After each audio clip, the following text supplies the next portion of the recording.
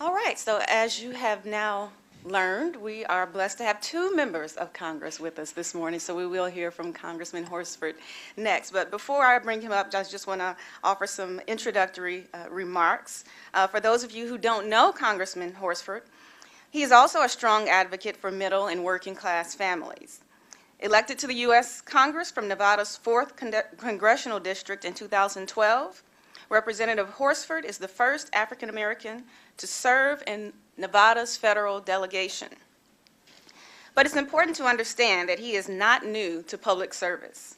Prior to coming to Washington, Congressman Horsford served in the Nevada State Senate and in 2008 became Nevada's youngest African American state Senate majority leader.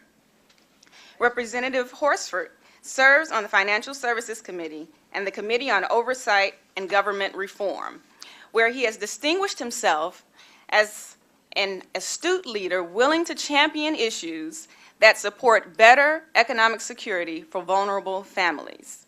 Ladies and gentlemen, we now welcome our second speaker this morning, Congressman Stephen Horsford.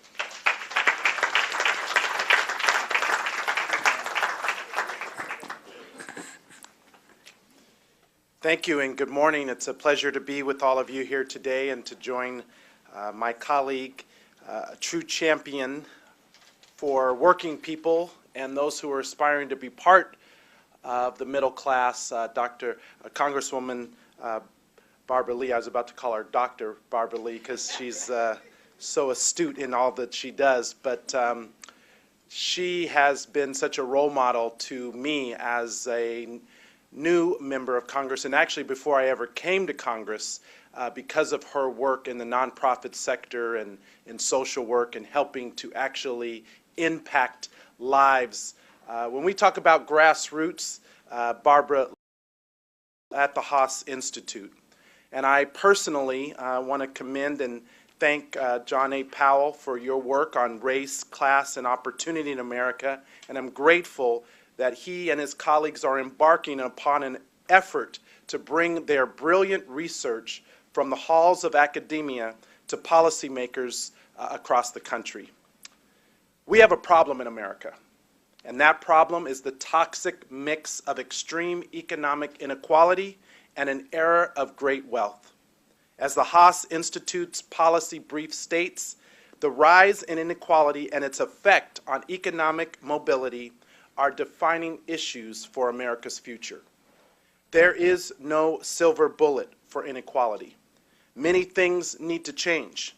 First and foremost, Congress needs to step up to the plate. And while we have many policy recommendations and we have proposed legislation for those of us who understand the problem, there is a partisan divide that runs parallel to the gap between the ultra-wealthy and the poor.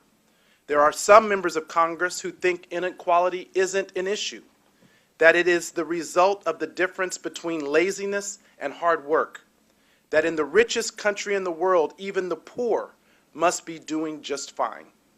They confirm orthodoxy. It is not a substantive solution to help those struggling to put food on the table and a roof over their heads during economic downturns.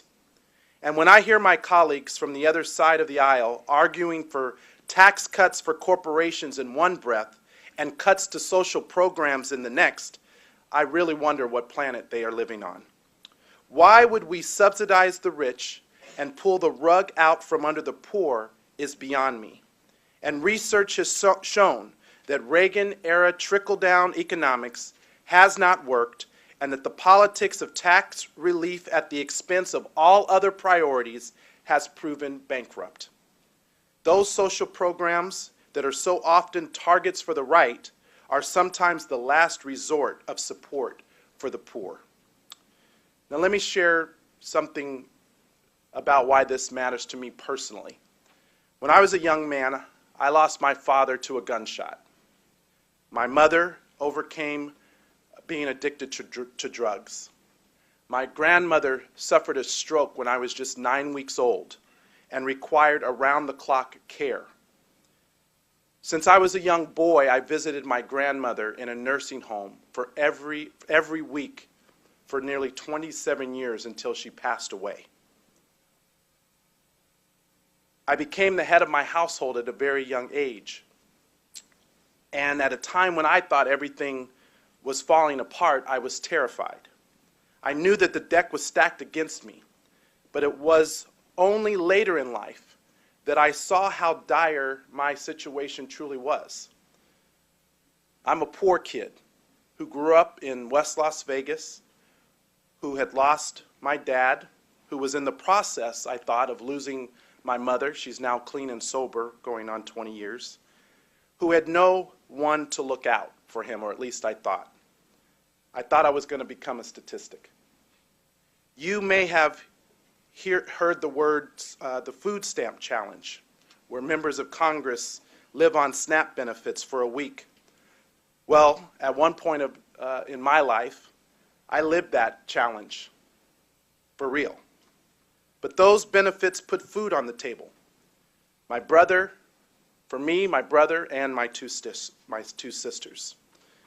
My grandmother, I did not understand this until later in life, but the only reason that she was able to get the medical care she did in that nursing home for 27 years was because of the disability programs under Social Security that are required. And while moving from nursing home to nursing home was hard, we had some support. And as I said, my mom is now clean and sober and back on track, thanks to intervention and community-based programs. I made it because people gave me a hand up when I needed it most, when they didn't even know me, when they could have turned away. So I come here today not as a defender of the federal government or every federal agency, but as a defender of the programs that improve the lives of millions of Americans every day. I am a defender of public programs that work, the types of programs discussed in this report. We can improve government, but one thing's for certain: there's no justification for adding to administrative cost and reducing safety net services for those who need it most by ceding federal poverty money and authority to the states. And our recent local, state, and national tax coffers were laid bare by the Great Recession, a situation exacerbated by decades of tax breaks that made it even more difficult for state governments to weather the economic storm. So the first step Congress needs to take is to admit that there is a problem. This report states that problem loud, clear, and certain.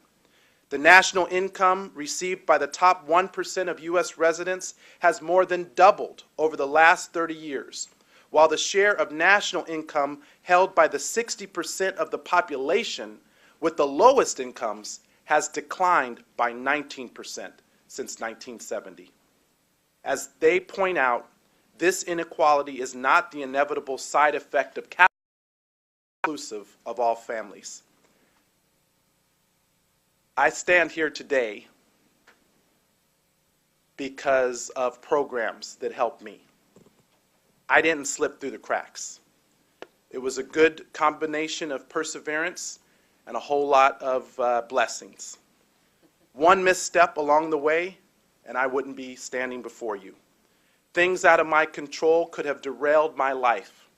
That's a reality. And there are millions that share my story who are not nearly as fortunate as I am, who are all still struggling today. It's time for Congress to wake up and recognize that reality, and I want to thank all of you for being here and doing what you do to push us to fulfill the purpose that this Congress should be living up to.